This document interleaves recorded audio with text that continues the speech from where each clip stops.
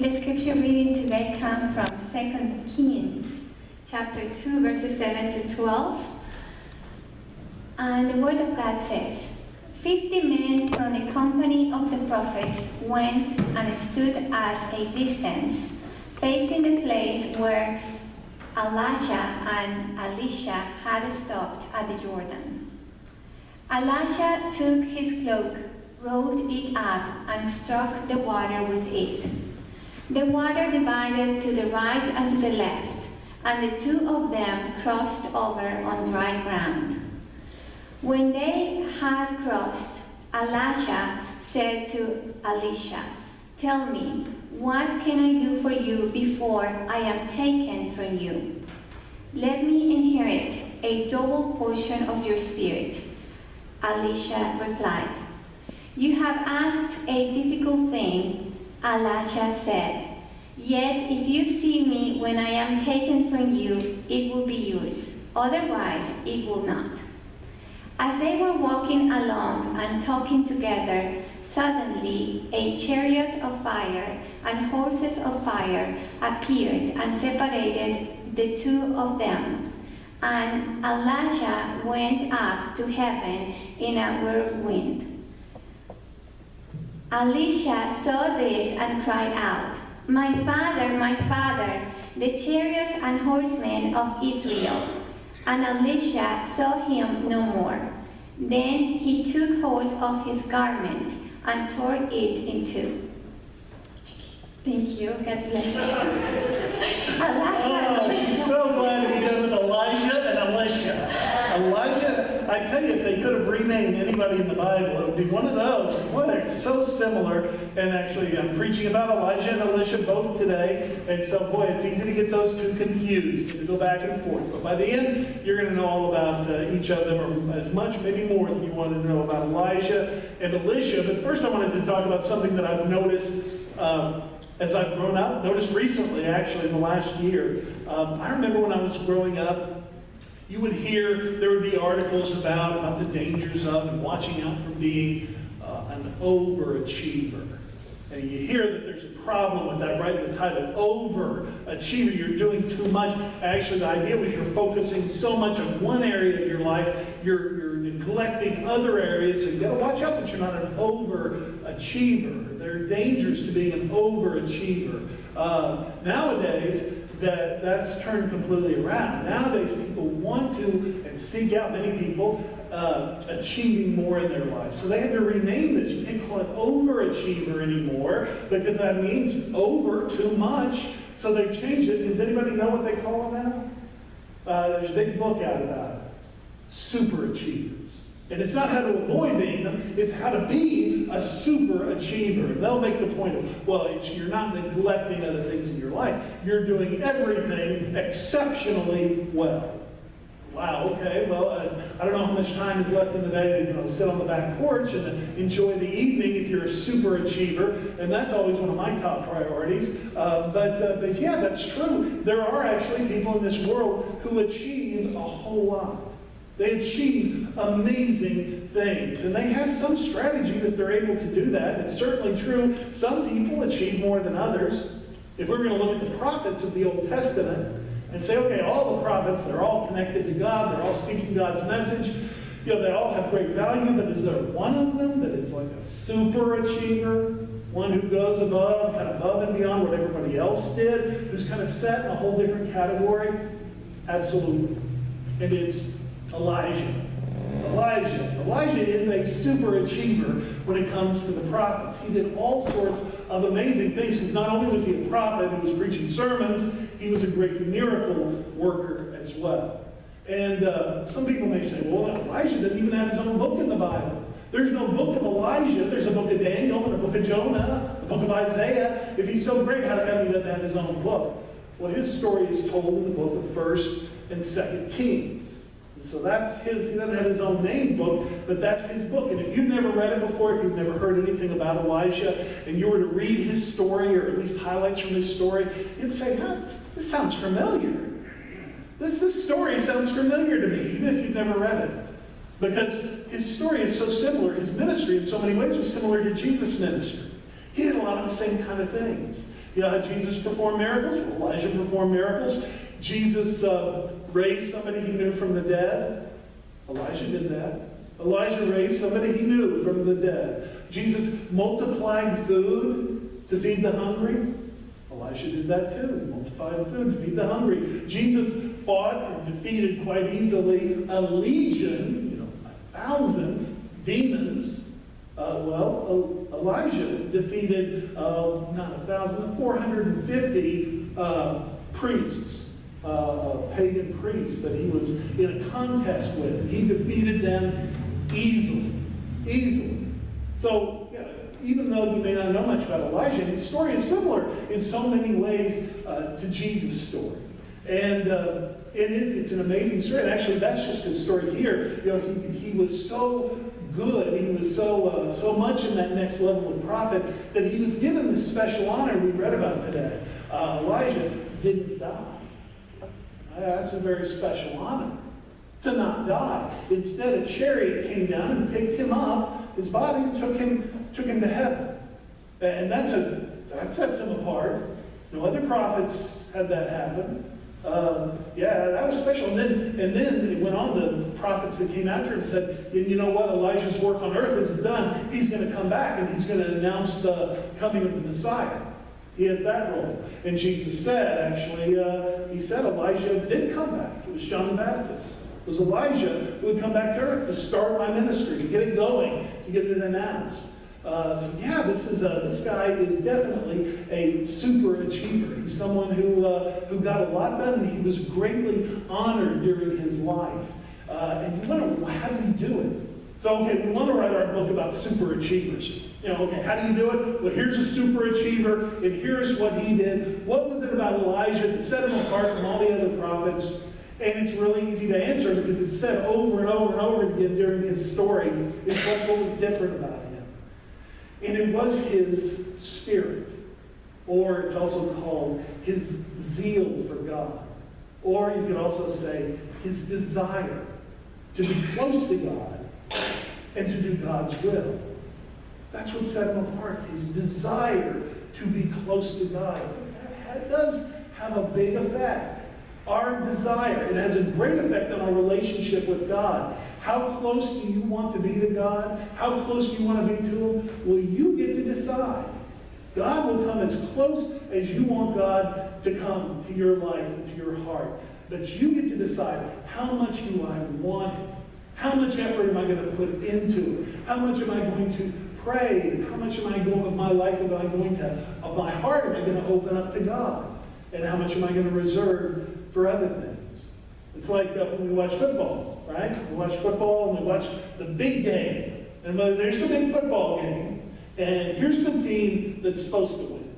I mean, everybody thinks they're going to win. The point spread's like 21 points. Clearly, this team is going to win. It's just a question about how much. And here's the underdog team. Their athletes aren't as good. Their coaches are not as good. They don't have anything going for them. And somehow, the underdog wins. We've seen that happen, right? Happens all the time, actually. Happens every week. There's some upset, and the underdog wins. And this is inevitable. Reporter is in there after the game and talking to the guys on the team, the underdogs. And the reporter said, well, they got better athletes than you. They got less people injured than you. They got better coaching than you. How did you guys win? What do they say? Well, I guess we just wanted it more. Right? I guess we just wanted it more. And that explains it. And I don't know about that in a lot of places or in football. But I think it's true in a lot of parts of life. How much do we want it? How much do we want to be close to God? Well, Elijah was a man who wanted it more than the rest. And that's what made him close to God. That's what made him so honored. That's what helped him to do all these amazing things. And now we kind of get to our story here today. And you have to understand all this about Elijah, that he had this zeal, he had this love of God, he had this desire to be close to God that allowed him to do these amazing miracles, the same kind of miracles that Jesus would do. They can be honored so that he'd be taken up to heaven in a chariot. You have to understand all this about Elijah. Now, all that was secret of his success was his desire, his spirit. You need to understand that in order to understand Elisha.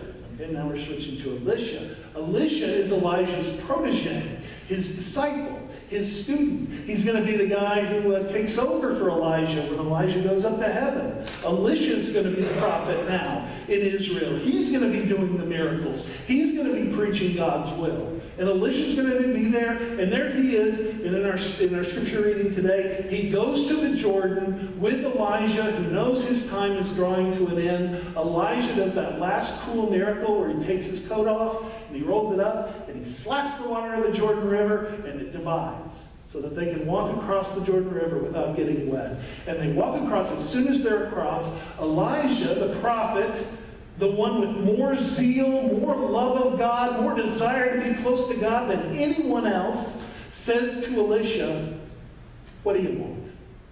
What can I give you? What do you need now to take over for me?" And what does Elisha say? He says something incredible. He says, "I want twice the Spirit that you have. I want twice the Spirit." Elisha asked for twice the Spirit from a guy known for his amount of spirit, his amount of desire to be close to God, his zeal for God. And Elisha wanted twice that amount. That is an amazing request. It's incredible to ask for that. It's a big, big thing. And actually Elijah says, "That's a big thing you ask."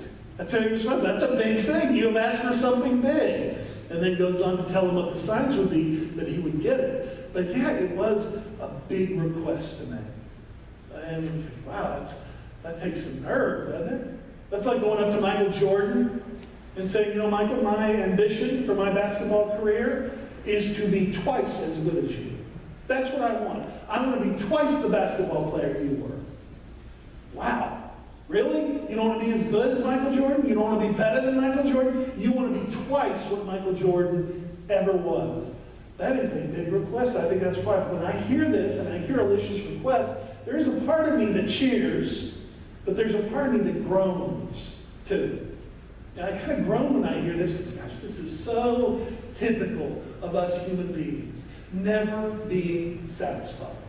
Always thinking about the next thing to come. Always wanting the next thing on the list. Never being able to say right here and now, this is the day. This is the moment the Lord has made.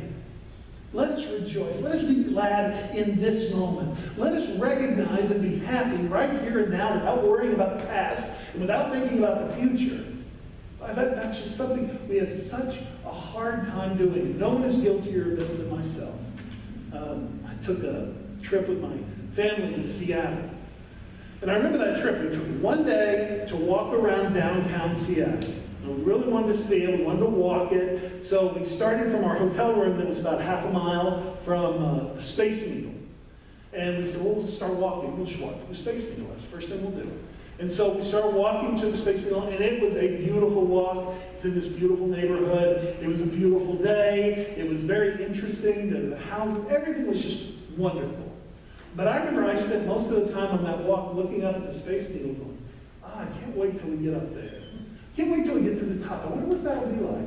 And that's how I spent that time. And then when I was at the top of the Space Needle, I looked down and I saw the monorail and thought, ooh, that'd be fun. I want to do that next. And when we were going to the monorail next, I started thinking about how we get there and how much is it going to cost and what's that going to be like. And then we got on the monorail and I was thinking about, oh, I'm hungry. I think we need lunch. And where should we go? There's a sushi place up here. Oh yeah, that's a cool sushi place. It's got the conveyor belt, and the sushi comes by your table and conveyor belt. You pull it off. That'll be great. I can't wait for that. And then when we were at the sushi restaurant, the sushi was flipping by on the conveyor belt. I was thinking, Pike's Place Market. That's where we should go next. For Starbucks, we could see them throw the fish. Oh, that would be so much fun. And that's what I was thinking about while we were eating sushi. And then when we were at Pike's Place Market, these fish were flying over our heads back and forth. I was thinking, that's about a mile and a half back to the hotel. And I was thinking about the route and how we would get there. And we went right along Elliott Bay, right past the docks where the big cruise ships were. It was a beautiful walk back. And the whole way back, I was thinking, ooh, they have a free happy hour at the hotel. And I can get a free cocktail, and I got some free hors d'oeuvres. And I thought, oh, that'll be great. And that's what I thought about walking back. And then I was finally sitting there with my drink and my hors d'oeuvres, and I was eating them thinking, oh, I can't wait to get up to the room. The room will be so nice. That'll be great to lie down. Then I can really appreciate that. And finally, I was up in the room, and what was I thinking about? Was I appreciating that moment of rest and relaxation of a hard day of walking 5 miles? No, I was thinking, oh, what did we miss today? Surely we missed something. Oh, dear. We didn't go there. We didn't go here. Well, maybe this describes you a little bit. In your life, in your special days, in your vacations, never enjoying the moment. Always looking on to the next thing on the list. If we could just really do what Jesus said, realize that the kingdom of God, paradise, is here and now.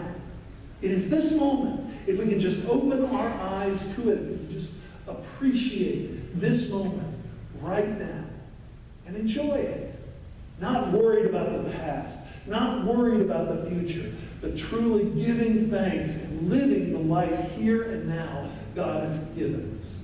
When I see Elisha asking for, in this moment with his mentor, there they are, and it's the last few moments, and Elisha's thinking about the future, thinking about what's coming next, not appreciating that moment right there, it makes me grow. But it makes me cheer too. It's the desire that Elisha had. And what was it for? Elisha wasn't asking him to be twice as handsome. He wasn't asking him to be twice as powerful, or twice as rich, or twice as popular. He was asked to have twice the spirit of Elijah. And that's just twice the desire to be close to God. That's what I want. As much as you had, I want more. And you know why? So that I can do God's will. So that I can feel close to God. So that I can show God's power to others through the miracles I can perform. It was such a wonderful thing for him to be able to desire something that was not only going to help him to feel close to God, but also help him to serve all of those around him. Yeah, I definitely cheer at this because it's a real realization and a recognition that we are, even as we're appreciating each and every moment, we're all on a journey. And those of us here, we've chosen our destination. Our destination and what we're doing each day is trying to get closer and closer to God. Through His Son, Jesus Christ. Every step we take each day can help us in that journey, to help us to draw closer to God. Well, it's something we can choose, and it's something we have to choose. What's the only way to grab on to more spirit? To grab on to a greater desire to be close to God? The only way to do that is to reach for it. You can't grab it unless you reach for it. And that's what we need to do. Even in every moment, as we're appreciating each moment, know that we have the ability to draw closer and closer to God each and every day, to feel that closeness increase. To know that as we're doing this, we're not grabbing onto something that's selfish. We're grabbing onto something that's going to be a blessing not only to us, but to all around us.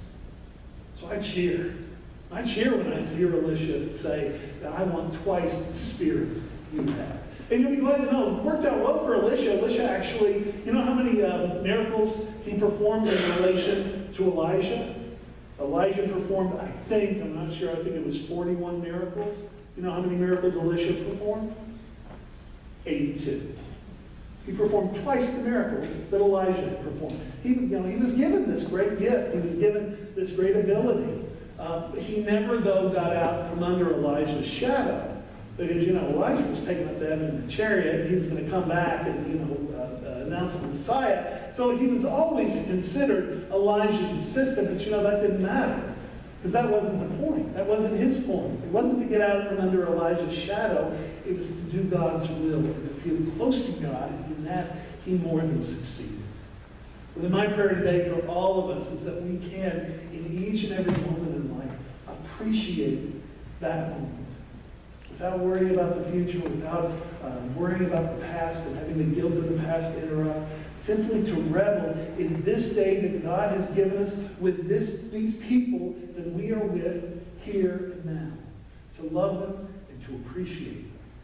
And also that we can all reach out and grab as much of this desire for God, this spirit, as much as we can get.